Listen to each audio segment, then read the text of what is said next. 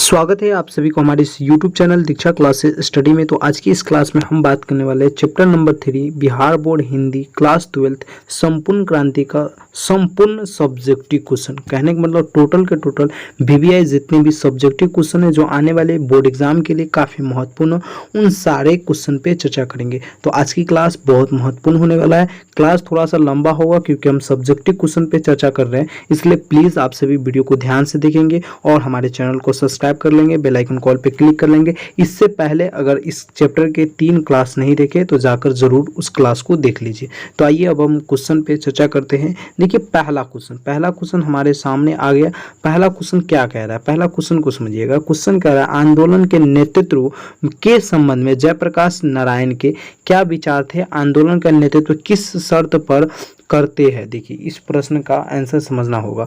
आंदोलन के नेतृत्व के संबंध में जयप्रकाश नारायण के क्या विचार थे, यानी आंदोलन के नेतृत्व में जयप्रकाश नारायण के क्या विचार थे ये पूछ रहे। साथ में यह भी पूछ रहे आंदोलन का नेतृत्व किस शर्त पर करते हैं, यानी आंदोलन का नेतृत्व हम किस शर्त पे करते हैं। तो आइए इस प्रश्न का आंसर बड़े ही आसानी शब्दों में समझने की कोशिश करते। बहुत ईजी आपका आंसर है, ठीक है। आंसर को समझिए। कह रहा है आंदोलन के नेतृत्व के संबंध में जयप्रकाश नारायण कहते हैं कि मैं सबकी सलाह लूंगी, सबकी बात सुनूंगा, छात्रों की बात जितना भी ज्यादा होगा, जितना भी समय मेरे पास होगा उनसे बहस करूंगा, समझूंगा और अधिक से अधिक बात करूंगा, आपकी बात स्वीकार करूंगा जनसंघर्ष समितियों की, लेकिन फैसला मेरा होगा। देखिए ये यहाँ पे आपको समझना होगा। कह रहा आंदोलन के नेतृत्व के संबंध में जयप्रकाश नारायण कहते हैं, यानी आंदोलन के नेतृत्व हम करेंगे, ठीक है।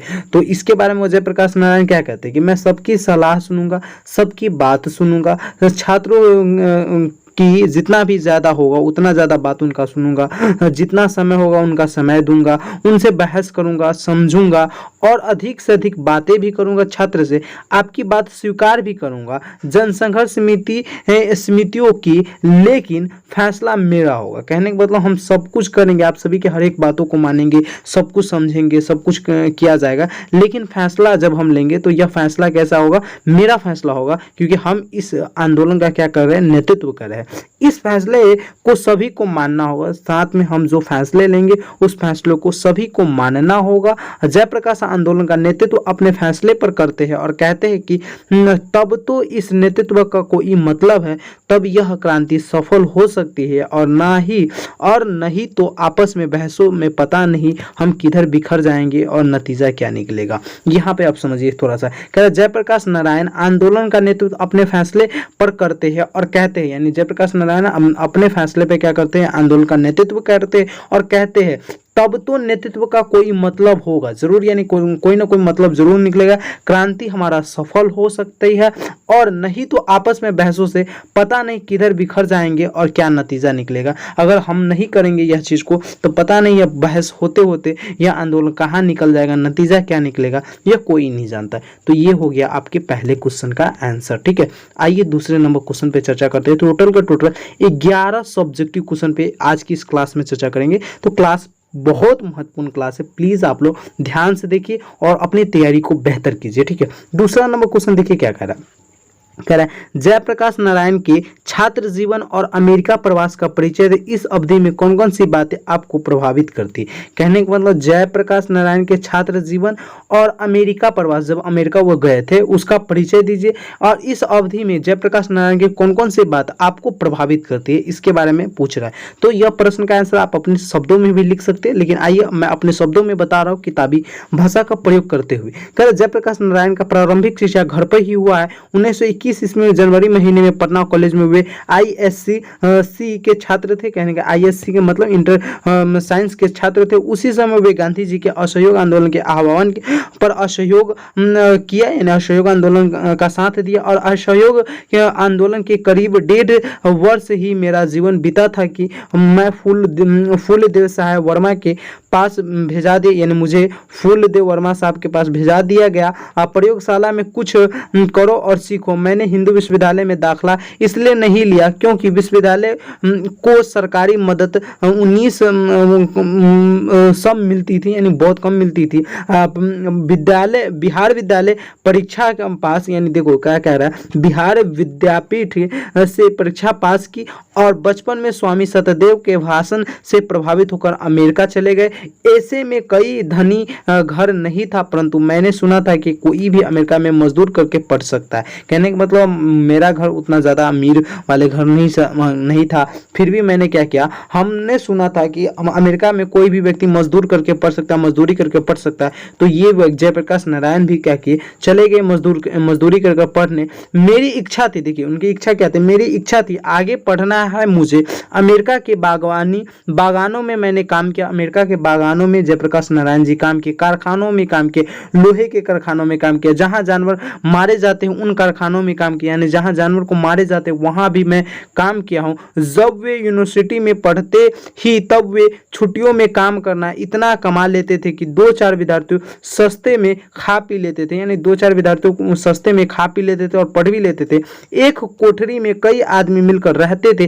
रविवार की छुट्टी नहीं बल्कि 1 घंटा रेस्तरां में, होटल में बर्तन धोया या वेटर काम किया करते थे। कहने का मतलब रविवार के दिन छुट्टी का भी ये काम नहीं करते थे, साथ में ये क्या करते थे, बर्तन धोने का काम करते थे, यानी होटल में जाकर बर्तन धोने का काम करते थे जिससे पैसा आ जाए। बराबर 2-3 वर्षों तक 2-3 लड़के एक ही रजाई में सोकर पढ़े। कहने का मतलब जयप्रकाश नारायण के साथ 2-3 और लड़के थे, वो सारे लड़के क्या हुए, लगातार 2 से 3 महीने तक एक ही रजाई में ओढ़ कर सोए और पढ़ाई किए। जब बीए पास कर गए तो स्कॉलरशिप मिल गई। जब बीए पास कर गए तो स्कॉलरशिप मिल गया किसको, जयप्रकाश नारायण। 3 महीने के बाद असिस्टेंट हो गए, डिपार्टमेंट के ट्यूटोरियल क्लास लेने लगे। अमेरिका प्रवास में जयप्रकाश नारायण के कैलिफोर्निया, बर्केल, विल्कन्स, मेडिसिन आदि कई विश्वविद्यालयों में अध्ययन किया। इस तरह अमेरिका में इनका प्रवास रहा। कहने का मतलब अमेरिका में वो जब चले गए तो किस प्रकार से उन्होंने अपनी पढ़ाई को साथ में लेकर चला। साथ में आपका जो क्वेश्चन कह रहा था, क्या कह रहा था कि यानी जयप्रकाश नारायण के बारे में प्रारंभिक यानी जीवन के यानी छात्र जीवन के बारे में परिचय दीजिए। तो छात्र जीवन यही न हो गया, यानी अमेरिका जो हमारे जयप्रकाश नारायण थे किस तरह अपने जीवन को बिताए थे। तो पहले प्रारंभिक शिक्षा तो वो अपने घर से ही लिया, साथ में पटना कॉलेज से आईएससी का एग्जाम दिया। उसके बाद असहयोग आंदोलन के कारण बीच में पढ़ाई को छोड़ दिए। फिर पढ़ाई को छोड़ने के बाद फिर क्या कहते हैं, हमारे एक सत्यदेव के भाषण से वो प्रभावित, स्वामी सत्यदेव के भाषण से प्रभावित होकर कहाँ गए, यानी अमेरिका चले गए पढ़ने। अमेरिका पढ़ने गए तो बहुत सारे काम करके पढ़ रहे थे क्योंकि उसके पास पैसे नहीं थे, बहुत तंगी थे, लेकिन फिर भी अमेरिका में गए और बहुत सारे काम करते थे, बर्तन धोने से लेकर बहुत सारे काम कर वो पढ़ाई की। अमेरिका के बहुत सारे विश्वविद्यालय कॉलेज में पढ़ाई की, जिसका दिया कैलिफोर्निया बहुत आज प्रसिद्ध है, बर्केल, विल्सन, मेडिसिन आदि बहुत सारे विद्यालय में इन्होंने अध्ययन किया था। ठीक है, तो ये रहा हमारे दूसरे क्वेश्चन का आंसर। आइए अब हम तीसरे नंबर क्वेश्चन पे चर्चा करते हैं। तीसरा नंबर क्वेश्चन भी देखिएगा, बहुत ही वीवीआई क्वेश्चन है और काफी छोटा आंसर है इसका। ठीक है, देखिए तीसरा नंबर क्वेश्चन क्या कह रहा है। तीसरा नंबर क्वेश्चन कह रहा है, जयप्रकाश नारायण कम्युनिस्ट पार्टी को क्यों नहीं शामिल, यानी कम्युनिस्ट पार्टी में क्यों नहीं शामिल हुए थे। तो यह जब चैप्टर पढ़ा रहे थे उस समय भी बताए थे, लेकिन आइए थोड़ा सा इसको और भी विस्तार से क्वेश्चन के माध्यम से, आंसर के माध्यम से समझते हैं।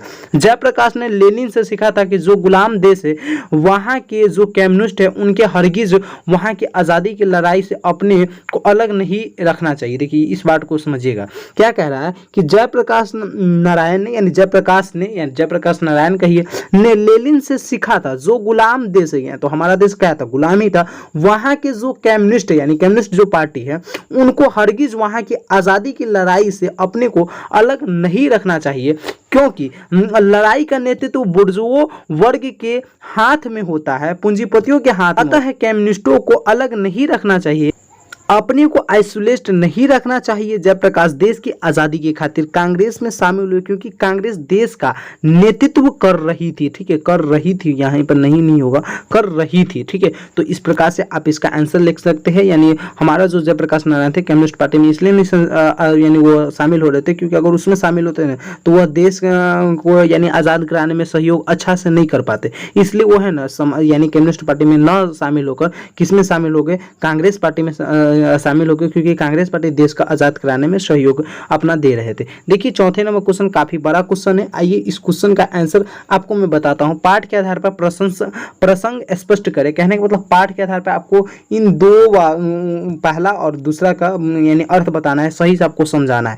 अगर कोई डेमोक्रेसी का दुश्मन है तो वे लोग दुश्मन है जो जनता के शांतिमय कार्यों में बाधा डालते हैं, उनकी गिरफ्तारी करते हैं, उन पर लाठी चलाते हैं, गोलियां चलाते हैं। अब इस प्रसंग का क्या मतलब हुआ, इसको आपको बताना है। ठीक है, यह एक वाक्य दिया है, इसको बताना है। साथ में आपके ख नंबर में भी दिया हुआ है। ख नंबर में आपका क्या दिया हुआ है, इतना ही है। ख नंबर में दिया व्यक्तियों से नहीं, हमें तो नीतियों से झगड़ा है, सिद्धांतों से झगड़ा है, कार्यों से झगड़ा है। इसका प्रसंग बताइए। ठीक है, यह दोनों प्रसंगों को आपको बताना है। तो आइए सबसे पहले हम क प्रसंगों को समझेंगे अच्छी तरीका से। आप लोग स्क्रीनशॉट लेते रहिए। ठीक है, बाकी नोट्स चाहिए तो हम बताएंगे लास्ट में आपको नोट्स कैसे मिलेगा, जिससे आप और भी बेहतर तैयारी कर समझते हैं। पहले व्याख्या क्या कह रहा है, देखिएगा। प्रस्तुत पंक्तियां महान समाजवादी नेता जयप्रकाश नारायण की संपूर्ण क्रांति शीर्षक भाषण से ली गई है। इन पंक्तियों में जयप्रकाश नारायण ने लोकतंत्र के दुश्मनों का वर्णन किया, यानी लोकतंत्र के जितने भी दुश्मन थे उनका वर्णन किया है। जयप्रकाश तत्कालीन सरकार की नीतियों की आलोचना करते हुए यह बातें कहते हैं। प्रसंग यह है कि एक पुलिस के उत्तराधिकारी ने कहा कि नाम लेना यहाँ ठीक नहीं होगा।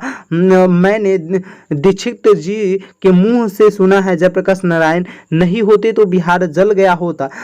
तब जयप्रकाश नारायण यह सोचते हैं कि यह सारा, देखिए यहाँ पर, यह सारा जयप्रकाश के लिए क्यों होता है। उनके नेतृत्व में यह प्रदर्शन और सभा होने वाली है।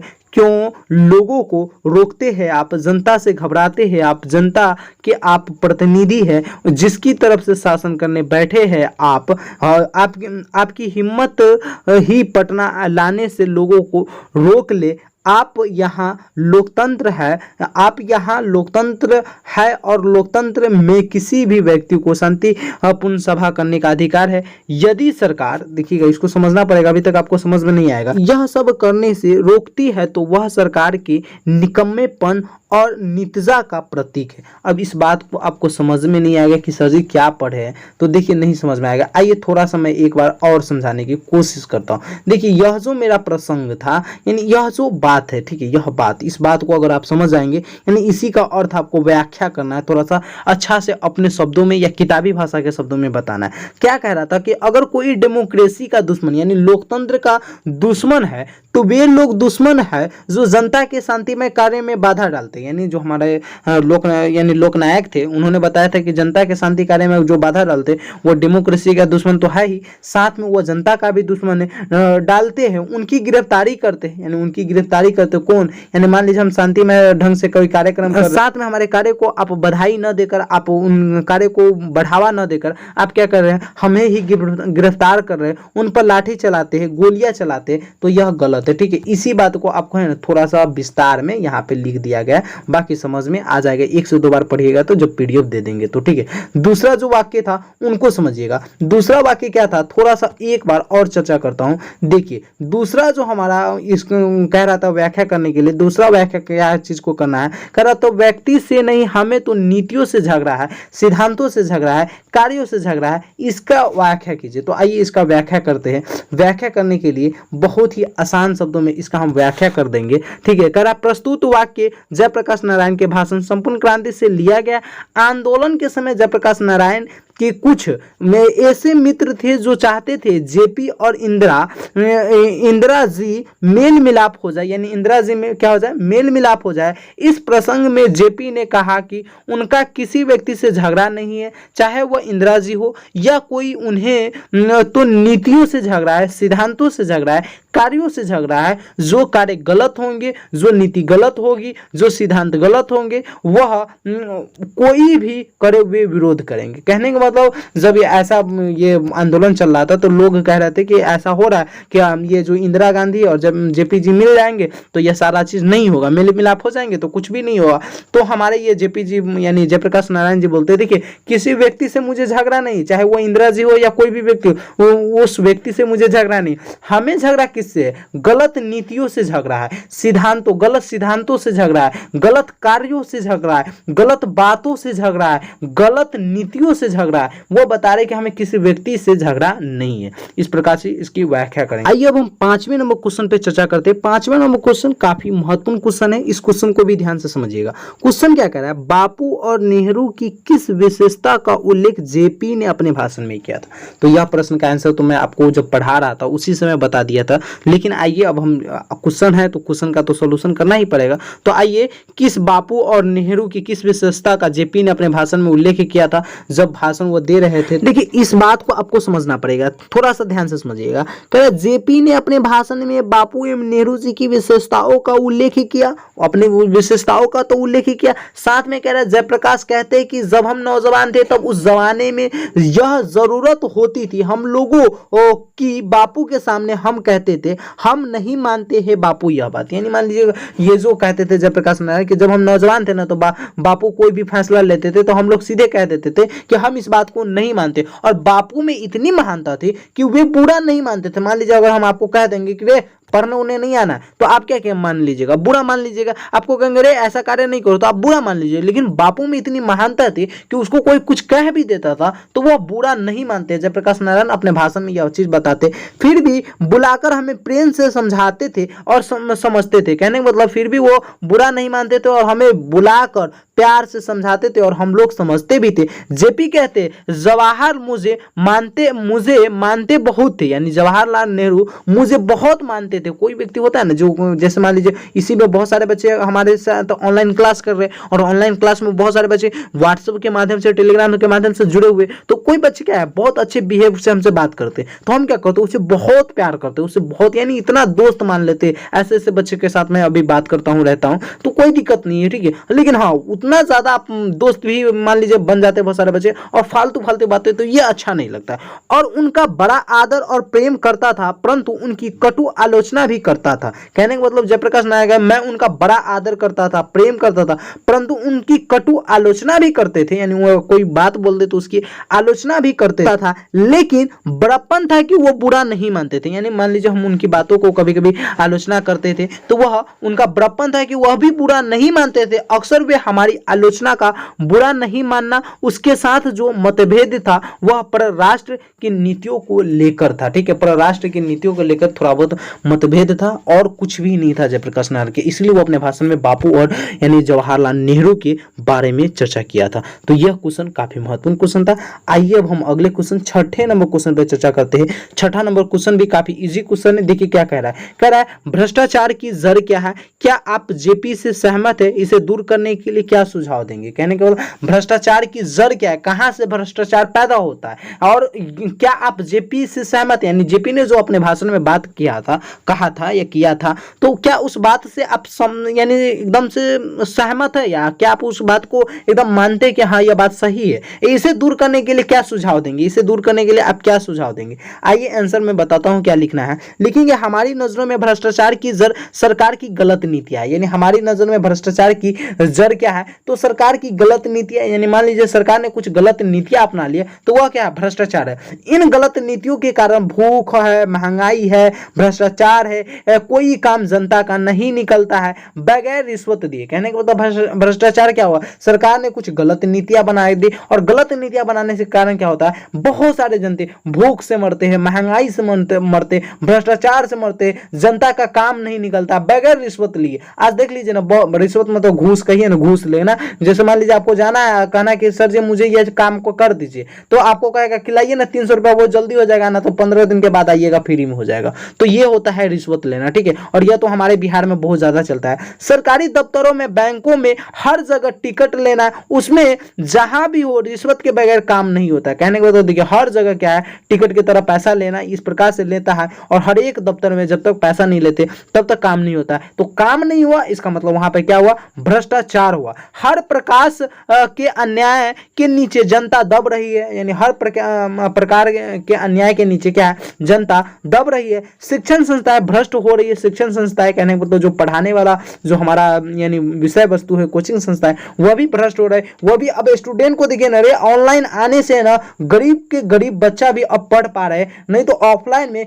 किसके पास हिम्मत है कि 3,000 40,000 50,000 रुपया देकर पर मंथ वो अपने बच्चों को पढ़ा ले और वह खुद पढ़ ले। लेकिन ऑनलाइन आने से क्या हो रहा है कि बच्चे हैं ना अब मैक्सिमम फीस पे, मैक्सिमम फीस 200 300 400 500 1000 2000 3000, बड़े से बड़े कोर्स को 1000 2000 3000 4000 5000 में कर लेते हैं। यानी इतना आसान कर दिया गया ऑनलाइन होने से। ठीक है, तो अगर आपके पास मोबाइल है तो आप बहुत चीज कर सकते हैं। तो शिक्षण संस्थान अभी भी बहुत सारे यानी गांव शहर में जहां पे लूटते हैं बच्चे को, जिस बच्चे को यानी कुछ नहीं आता उसको भी 300-400 रुपए का महीने लिया जाता है। हमारे नौजवानों का भविष्य अंधेरे में पड़ा हुआ है। यही कारण है कि हमारे नौजवानों का भविष्य क्या है, अंधेरे में। जब शिक्षण संस्थाएं ही लूटेंगे, भ्रष्ट रहेंगे, तो हमारे नौजवान कैसे बेहतर बन सकते हैं? नहीं बन सकते। जीवन उनका नष्ट हो रहा है। इस प्रकार चारों ओर भ्रष्टाचार व्यापक है। इसे दूर करने के लिए समाजवादी तरीके से सरकार ऐसी नीतियां बनाए जो लोक कल्याणकारी हो। कहने का होता है इसे दूर करने के लिए समाजवादी तरीकों से सरकार की नीतियां बनाए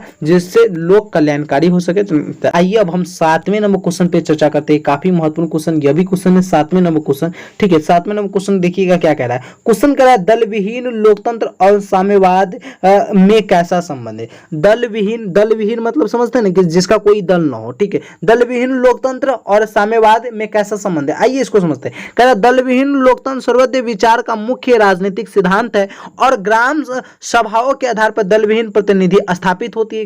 ग्राम सभाओं के आधार पर क्या होता है, दल विहीन प्रतिनिधि यानी यह क्या होता है, स्थापित होता है। दल विहीन मतलब देखिए ग्राम में सभी व्यक्ति बैठ गए, सभा बैठा लिए और वहां पर क्या बगैर किसी को सुनने समझे यानी अपने में आपस में बात की और किसी एक को नेता बना दी। वहां पे क्या कोई यानी दल है क्या, तो दल नहीं है, सीधे वहां पे क्या होगा प्रतिनिधि एक कोई के रूप में हम किसी को चुन लेते। तो दल विहीन लोकतंत्र तो मार्क्सवाद तथा लेनिनवाद के मूल उद्देश्यों में से एक है। यानी दल विहीन लोकतंत्र तो मार्क्सवाद और तथा लेनिनवाद के उद्देश्यों में से एक है। मार्क्सवाद के अनुसार समाज जैसे जैसे साम्यवाद की ओर बढ़ता जाएगा वैसे वैसे राज्य स्टेट का क्षय होता जाएगा और अंत में स्टेटलेस सोसाइटी कायम होगी। वह समाज अवश्य ही लोकतांत्रिक होगी, बल्कि उसी समाज में लोकतंत्र का सच्चा स्वरूप प्रकट होगा और वह लोकतंत्र निश्चय ही दल विहीन होगा। यानी यही आपका आंसर हो गया 7वें नंबर क्वेश्चन का। ये कुछ ज्यादा समझने वाले नहीं है, वही बता रहा है यहाँ पे कि वैसे वैसे राज्य स्टेट का क्षय होता जाएगा और अंत में स्टेटलेस सोसाइटी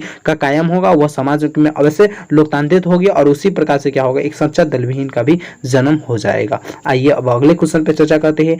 8वें नंबर क्वेश्चन देखिए, काफी ज्यादा समय लगता है आपके लिए एक एक वीडियो को बनाना तथा आपको समझाना, तो प्लीज आप लोग हमारे वीडियो को लाइक किया कीजिए, शेयर किया कीजिए और कमेंट तो जरूर किया कीजिए। ठीक है, आइए 8वें नंबर क्वेश्चन कह रहा संघर्ष समितियों से जयप्रकाश नारायण की क्या अपेक्षाएं है। तो संघर्ष समितियों से जयप्रकाश नारायण की क्या अपेक्षाएं, आंसर में लिखेंगे संघर्ष समितियों से जयप्रकाश नारायण की निम्नलिखित अपेक्षाएं है। यानी संघर्ष जब हम करेंगे तो हमें कुछ ना कुछ अपेक्षाएं रहती है कि हमें ये चीज पूरा कर दिया जाए। तो पहला क्या था कि सभी संघर्ष समितियों मिलकर चुनावों में अपना उम्मीदवार खड़ा करे अथवा जो उम्मीदवार खड़े किए जाए उनमें किसी को मान्य करे, किसी को एक को मान्यता मिले। दूसरा उनका मानना था कि चुनावों में इन समितियों द्वारा खड़ा किया गया जो भी उम्मीदवार जीते उसके भावी कार्यक्रम पर नजर रखने का कायम ये समितियां करेगी। यानी जो भी समिति जीतेंगे वो सारे काम को करेंगे। साथ में कहा यदि कोई प्रतिनिधि गलत रास्ता चुनता है तो ये समितियां उसको इस्तीफा देने के लिए बाध्य करेगी। यानी यदि कोई समिति है जो गलत नीतियां को चुनता है तो उसे भी रोकने की कार्य को करेंगे। उसके बाद अगला पॉइंट फिर कह रहा है, अगला पॉइंट क्या कह रहा है कि इन संघर्ष समितियों का काम केवल शासन के संघर्ष में करना ही नहीं बल्कि समाज के हर एक अन्याय और अनीति के विरुद्ध संघर्ष करना होगा। उसके बाद और भी आगे कह रहा है कि इनका क्या क्या मांग था। कह रहा है देखिए इस बात को समझिएगा, फिर बहुत लंबा क्लास आपका जा रहा है मैं जानता हूं, लेकिन सब कुछ समझना है आपको बड़ी ही आसानी शब्दों में। कह रहा इन समितियों का कार्य सभी अफसरों तथा कर्मचारियों में विद्यमान घूसखोरी विरुद्ध संघर्ष करना ही होगा। कहने को मतलब अगर यह जो संघर्ष बन रहा है, ये जो नेता यानी प्रतिनिधि बन रहे हैं, अगर यह कहीं पे भी कोई गलत कार्य करते हैं तो हमें क्या करना पड़ेगा, उनका यानी सपोर्ट नहीं करना पड़ेगा, उनका विरोध करना पड़ेगा। क्या करना पड़ेगा, विरोध करना पड़ेगा। यही बात यहाँ पे आपका बताया जा रहा है। साथ में उनका अलग मांग यह भी था कि जिन बड़े बड़े किसानों ने बेनामी या फर्जी बंदोबस्ती की है उनका विरोधी की भी यह समितियां करेगी, यानी जो भी समिति बनेंगे वह समिति इसका विरोध भी करेंगे। गांव में तरह तरह के अन्याय होते हैं वे समितियां इन अन्यायों को भी रोकेगी। कहने का मतलब गांव में जो भी अन्याय होते हैं वह जो हमारा समितियां बनेंगे उन सारे पे यह क्या लगाएंगे, रोक लगाएंगे। ठीक है, रोक लगाएंगे। इसी प्रकार से आपके ये जो 8वें नंबर क्वेश्चन था इसका आंसर यानी संघर्ष समिति से जयप्रकाश नारायण की अपेक्षाएं क्या थी, यानी जो संघर्ष समिति बनेंगे उनको यह सारे अपेक्षाएं यानी उनकी मांग था कि अगर संघर्ष समिति हम बनाते हैं तो आपको इन सारे टॉपिकों पे ख्याल रखकर काम करना पड़ेगा, उनका यही मांग था। आइए 9वें नंबर क्वेश्चन पे चर्चा करते हैं। 9वां नंबर क्वेश्चन देखिए काफी बड़ा सा क्वेश्चन है और बड़ा सा आंसर है तो ध्यान से समझना पड़ेगा। ठीक है, 9वां नंबर क्वेश्चन कह रहा है जयप्रकाश नारायण के इस भाषण से आप अपना सबसे प्रिय अंश चुने और बताएं कि वह सबसे अधिक प्रभावी क्यों लगा। कहने का मतलब जयप्रकाश नारायण के जो आप संपूर्ण क्रांति का पूरा भाषण पढ़ लिए इसमें से कौन सा ऐसा अंश है जो आपको बेहतर लगा उसे चुनिए और सबसे अधिक प्रभावी क्यों लगा उसके बारे में आपको बताइए। तो आइए देखिए मुझे क्या लगा मैं यह लिखा हूं, आपको क्या लगेगा आप अपने शब्दों से भी दे सकते हैं, लेकिन बेस्ट रहेगा आप इसको याद कर लीजिएगा। ठीक है, इसको याद करने का बहुत आसान तरीका आइए समझते हैं इसको। देखिए लिखावट रहता है ना, आपको समझाना रहता है इसलिए आपको लगता है कि क्लास काफी लंबा है, लेकिन जैसे समझ आइएगा पता चलेगा यार क्लास में कुछ नहीं था, 5-10 मिनट का क्लास ही था। आइए इसको समझिएगा। कह रहा है इस भाषण में हमारा सबसे, देखिए क्या कह रहा है, हमारा सबसे प्रिय अंश निम्नलिखित है। मित्रों, अमेरिका के बागवानों में मैंने काम किया, कारखानों में काम किया, लोहे के कारखानों में जहां जानवर मारे जाते हैं और उन कारखानों में काम किया। जब यूनिवर्सिटी पढ़ता था छुट्टियों में काम करके इतना कमा लेता था कि कुछ खाना हम 3-4 विद्यार्थी मिलकर पकाते थे और सस्ते में हम लोग खा पी लेते थे। कहने का मतलब जो हमारे यानी ये भाषण हुआ इसमें भाषण हमारे दिल को कौन से बातों को छू गया, तो मेरे यानी मुझे सबसे अच्छा अंश क्या लगा कि जब जयप्रकाश नारायण जी भाषण दे रहे थे तो उसमें बता रहा था कि मित्रों जब मैं अमेरिका में पढ़ने गया था तो अमेरिका के बागानों में काम किया करता था, कारखानों में काम किया करता था, लोहे की कारखानों में काम किया, जहां जानवर मारे जाते थे उस कारखाने में काम किया। जब यूनिवर्सिटी पढ़ते थे तो छुट्टी के दिन में काम करते थे और उस छुट्टी के दिन में काम कर हम क्या करते थे 3-4 जो विद्यार्थी थे वो खाना वाना पकाते थे और उसी पैसे से अपना जीवन यापन को करते थे, सस्ते में भी खा पी लेते थे।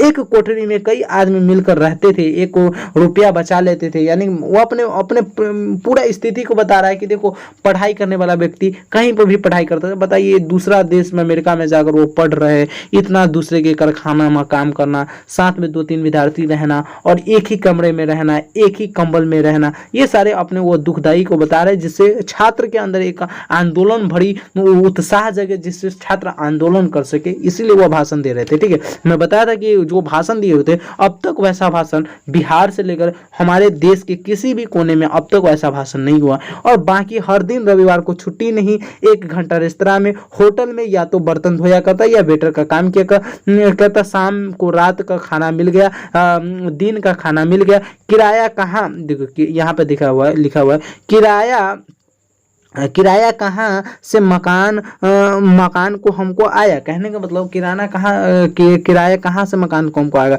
इसलिए मैं ये होटल सब में काम करता था, वेटर का काम, कभी कभी बर्तन धोना, इन सारे को काम को कर हम क्या करते थे किराया भी निकाल लेते थे हम सारे दोस्त मिलकर। बराबर 2-3 लड़के कितने वर्षों तक 2 चारपाई नहीं थी, कमरे में 1 चारपाई पर मैं और कोई ना कोई ओरिजिनल अमेरिकन लड़का रहता था। हम दोनों साथ सोते थे, एक रजाई हमारी होती थी, इस गरीबी में मैं पढ़ा हूँ। कहने का मतलब देखिए हमें कौन सा अंश बढ़िया लगा, तो हमें यह अंश बढ़िया लगा कि जब जयप्रकाश नारायण जी भाषण दे रहे थे तो बता रहे थे कि मित्रों जब मैं अमेरिका में पढ़ रहा था उसमें बहुत सारे कल कारखाने में काम किया, कल कारखाने में काम कर एक साथ रहना, एक बेड पे सोना, साथ में हम छुट्टी के दिन भी काम करते थे, होटल से लेकर वेटर का काम, बर्तन धोने वाला काम, इन सारे कार्य को करते करते मैंने साथ में क्या पढ़ा हूँ। इतवार के दिन या कुछ ऑड टाइम में या होटल का काम है उसको छोड़ के जूते साफ करने या शू शाइन पार्लर में उससे लेके कंफर्ट साफ करने का काम होटलों में करता था। कहने का मतलब देखिए और भी बता रहे कि मैं ये सारे काम किया हूँ। यानी इतवार के दिन जो छुट्टी होता है उस दिन शू शाइन या पार्लर में, यानी कहने का मतलब जूता को साफ करना, वो काम भी मैंने किया हूँ। पढ़ने के लिए, केवल पढ़ने के लिए किया हूँ। कमोड साफ करने का, होटल में काम करता था। जब वहाँ बीए पास कर लिया, स्कॉलरशिप मिल गई, 3 महीने बाद असिस्टेंट हो गया डिपार्टमेंट का, ट्यूटोरियल क्लास लेने लगा तो कुछ आराम से रहा। इस बीच में इन लोगों से पूछिए, मेरा इतिहास ये जानते हैं और जानकर भी मुझे गालियां देते हैं। कहने का मतलब यानी इतना चीज़ बताने के बाद कह रहे हैं कि आप उनसे पूछे जो हमें अभी गालियां देते हैं। मैं इतना मेहनत करके पढ़ा हूँ, दूसरे के देश में जाकर इतना सारे यानी संघर्ष को कर पढ़ा हूँ। जब बीए में अपना फाइनल कर दिया, देखिए इंटर साइंस किए, उसके बाद वो क्या किए, बीच में थोड़ा सा छोड़ दिए पढ़ाई, फिर चले गए। तो 3 साल तो कम से कम बीए लगता है ना हमें बीए करने में। तो जब बीए फाइनल कर लिए तब उसे अच्छा कॉलेज मिला तो थोड़ा सा राहत मिला था, क्योंकि स्कॉलरशिप उस समय से मिलने लगा था। नहीं तो इससे पहले 3 साल लगभग वो बहुत ज़्यादा संघर्ष करके वो पढ़े हुए थे। तो इसलिए बता रहे कि जब मैं इतना मेहनत किया तब मुझे गाली सुनने का मौका मिला। तो आप लोग किस खेत की मूली हो, तो इस सब से हमें बचना चाहिए, वो बता रहे हैं। ठीक है, कह रहा यह अंश हमें सबसे अधिक प्रभावी लगा। ये जो मैं बताया यह अंश मुझे सबसे अधिक प्रभावी लगा, इसलिए लगा क्योंकि इसमें एक विद्यार्थी के कठोर परिश्रम और शिक्षा प्राप्ति के प्रति सच्ची लगन का चित्रण किया गया। यानी हमें इसलिए अच्छा लगा क्योंकि एक विद्यार्थी के अंदर कठोर परिश्रम तथा शिक्षा प्राप्ति के प्रति सच्ची लगन का चित्रण किया गया, बताया गया। जयप्रकाश नारायण जी ने विदेश में रहकर किन कठिनाइयों के बीच अपनी पढ़ाई की, इसकी यह मार्मिक अभिव्यक्ति है। इस प्रकार से आप क्या कर सकते हैं, क्वेश्चन को आंसर लिख सकते हैं। 9वें नंबर क्वेश्चन का आंसर देखिए। 10वें नंबर क्वेश्चन काफी महत्वपूर्ण क्वेश्चन है। आइए 10वें नंबर क्वेश्चन पे चर्चा करने के बाद उसके बाद 11वें नंबर क्वेश्चन पे चर्चा करेंगे। क्वेश्चन 10वां नंबर क्या कर रहा है, चुनाव सुधार के बारे में जयप्रकाश जी के प्रमुख सुझाव क्या है। देखिए इस प्रश्न को समझिएगा, कह रहा है चुनाव सुधार के बारे में जयप्रकाश जी की प्रमुख सुझाव क्या है, इन सुझावों से आप कितना सहमत है। कहने को तो चुनाव सुधार के बारे में जयप्रकाश नारायण जी का क्या सुझाव है और इन सुझावों से आप कितना सहमत है। तो देखिए इसका आंसर में क्या लिखेंगे, चुनाव सुधारों के बारे में जयप्रकाश जी प्रमुख सुझाव निम्नलिखित है। यानी प्रमुख सुझाव जो सुझाव दिए थे चुनाव सुधार के लिए वह निम्नलिखित है, जैसे चुनाव को पद्धति में आमूल्य परिवर्तन होना चाहिए, चुनाव पर होने वाले खर्च कम का होना चाहिए, गरीब उम्मीदवार के चुनाव में भाग लेने का प्रयास करना चाहिए। साथ में आगे क्या कह रहा है कि मतदान प्रक्रिया स्वच्छ स्वतंत्र हो, मतदान प्रक्रिया यानी स्वच्छ हो तथा स्वतंत्र हो। उसके बाद वो बता रहे हैं कि उम्मीदवारों के चयन में मतदाताओं का हाथ वास्तव में हो, चुनाव के बाद मतदाताओं को अपना प्रतिनिधि अंकुश हो। ये सारे बात क्या है मुझे अच्छा लगा उन्होंने जो यानी अपने चुनाव के पक्ष में बताए हुए थे। साथ में वो एक चीज और बताया था कि जनसंघर्ष समिति आम राय से जनता के लिए सही उम्मीदवार का चयन करे। ये सारे बात मुझे अच्छा लगा तो मैंने ये लिख दिया। तो 10वें नंबर क्वेश्चन का आंसर यह हो गया। 11 नंबर क्वेश्चन लास्ट क्वेश्चन है। आइए इस क्वेश्चन पे चर्चा करते हुए इस क्लास को खत्म करते हैं। क्लास काफी बड़ा था, प्लीज आप लोग वीडियो को इतना प्यार दीजिए कि सारे बच्चे के पास यह क्लास पहुंच जाए और सारे बच्चे हमारे इस चैनल के माध्यम से जुड़ जाए, क्योंकि अभी हिंदी की तैयारी टॉप पर वाली तैयारी कराया जा रहा है। ठीक है, तो आप लोग जुड़ सकते हैं हमारे साथ। कह रहा दिनकर का निधन कहाँ और किन परिस्थितियों में हुआ। तो दिनकर जी का निधन यानी रामधारी सिंह दिनकर जी का निधन कहाँ हुआ, किन परिस्थितियों में हुआ, इनके पे भी चर्चा करते हैं। कह रहा निधन के दिन दिनकर जी जेपी से मिले थे। यानी निधन के दिन ही दिनकर जी किससे मिले थे, जिस दिन मान लो दिनकर जी का निधन हुआ ना, यानी निधन हुआ, मर गए, उसी दिन जेपी से मिले हुए थे, यानी जयप्रकाश नारायण से मिले थे। उसी रात्रि में वे जेपी के मित्र रामनाथ जी गोयनका इंडियन एक्सप्रेस के मालिक के घर पे मेहमान थे, यानी मेहमान होकर मिले हुए थे। रात के दिन का दौरा यानी रात में दिल का दौरा पड़ा, 3 मिनट में उनका अस्पताल पहुंचाया गया। सारी व्यवस्था थी वहां पर, सभी डॉक्टर सब तरह से तैयार थे। दिनकर जी फिर से जिंदा नहीं हो पाए, उसी रात उनका निधन हो गया। कहने का मतलब आप समझिएगा इस बात को, यानी दिनकर जी जब जेपी से मिले हुए थे उसी दिन क्या था, उस रात में यानी उन्हीं के जेपी के मित्र रामनाथ गोयनका जी के घर वो मेहमान बनकर गए हुए थे। कौन, तो हमारे जो दिनकर जी थे। ठीक है, लेकिन उसी रात को क्या हुआ, दिल का दौरा पड़ा और अस्पताल भी पहुंचाया गया, सारा व्यवस्था था, डॉक्टर सब तैयार थे, लेकिन दिनकर जी फिर भी जिंदा नहीं बच पाए, उनका निधन हो गया। तो इस प्रकार से आपका यह क्लास खत्म हो गया। ठीक है, संपूर्ण क्रांति के सब्जेक्ट की क्लास भी आपका क्या हो गया, खत्म हो गया। यानी टोटल के टोटल हमने क्या किया, 4 वीडियो में इस क्लास को खत्म किया। पहले वीडियो में हमने लेखक का परिचय पढ़ा, दूसरे वीडियो में हमने इस यानी चैप्टर को संपूर्ण क्रांति क्या है इस चैप्टर को पढ़ा, तीसरे वीडियो में हमने ऑब्जेक्टिव क्वेश्चन को देखा, और आज इस चौथे वीडियो में हमने क्या किया, सब्जेक्टिव क्लास को देखा। तो प्लीज आप सभी सारे क्लास को देखा कीजिए, और हर एक क्लास काफी महत्वपूर्ण क्लास हो रहा है, तो आप लोग सारे क्लास को देखा कीजिए, प्यार दिया कीजिए। अगर इन सारे चीज़ों का आपको पीडीएफ भी चाहिए तो आप हमसे ले सकते हैं। ऑफर 499 रुपया का है, ठीक है, लेकिन अभी यह और ज़्यादा ऑफ कर मैं आपको 249 रुपये में आपको पूरा का पूरा पीडीएफ, आप क्लास 12 की जितने भी जो भी सब्जेक्ट की तैयारी करते हैं, आपको सारा का सारा पीडीएफ आपको हमारे पेड ग्रुप में दिया जाएगा लगातार 1 साल तक। ठीक है, एग्जाम के समय में बहुत सारे वायरल क्वेश्चन से लेकर हर एक चीज़ दिया जाएगा।